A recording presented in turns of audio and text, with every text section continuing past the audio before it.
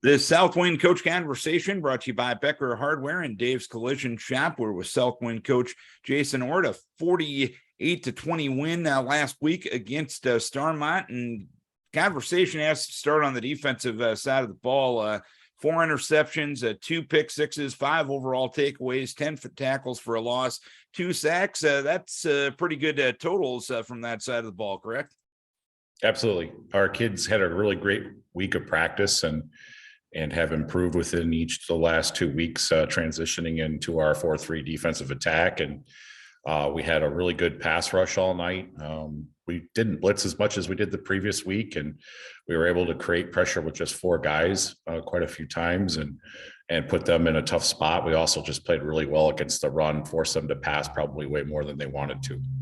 And when you can get pressure with just 4 guys and don't have to gamble a lot sending linebackers, how much freedom does that open up for really everything else on defense? Well, it just allows you to be more sound in your coverage, and it allows you to attack and sometimes even double some of the receivers coming out. We really had a nice job attacking the flat area with our defenders, and that's where kind of the turnovers happened. We had a tipped pick 6, and then we had another one where Keegan Streeter just read the back coming out on the flat and jumped it and made a nice play. And running the football, statistically, seemingly did a pretty good job of staying on schedule. 274 yards on the ground. That 6.4 per rush average had to make you smile, I'm guessing.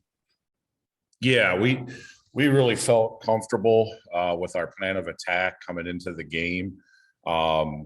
We knew they were going to give us some multiple fronts, especially early on. They did last year. And I think once we were able to kind of figure it out, get some good communication up front with the offensive line, we were able to pick the right play in most cases, and the kids executed. And I was really impressed with how we blocked, especially our skill players blocking, our receivers and our A-backs, and they're blocking so well right now. And that's been the big difference as far as getting those explosive plays.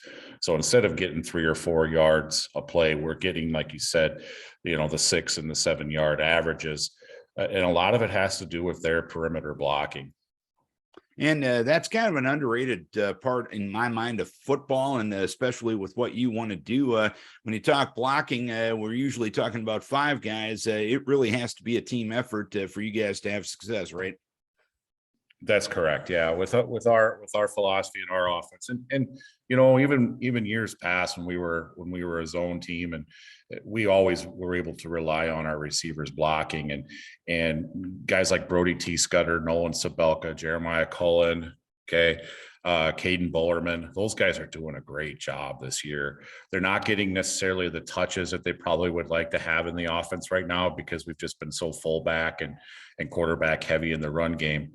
But when they do get their touches, like Jeremiah, he had one big explosive play for 18 yards. So those plays matter, and they're going to be there for those guys. And they know that. And so they take a lot of pride in their blocking and setting things up for their teammates. And you're always looking for that passing efficiency. 3 passes, 2 completions, 2 touchdowns. My Norwegian math says that's pretty efficient. Yeah, the opportunities were there, and offensive line gave us enough time. Brady Ohrt gets the ball quick.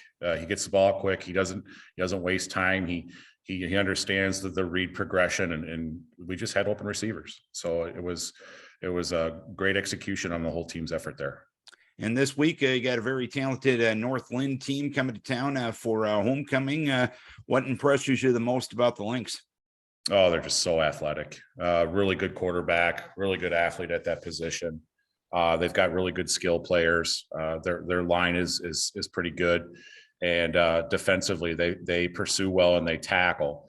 So we've really stressed that this week and told our kids that those extra blocks, the perimeter blocking and our offensive line even getting to that second level is going to be critical for us going forward into this contest. All right. It's a challenge this week, but hopefully your guys are up to the challenge. Keep your kids healthy. We wish you best of luck, and hopefully it's a happy homecoming for you guys. Thanks for the time, Darren. Jason Ohrt, head coach of the South Winn Warriors, brought to you by Becker Hardware and Dave's Collision Shop.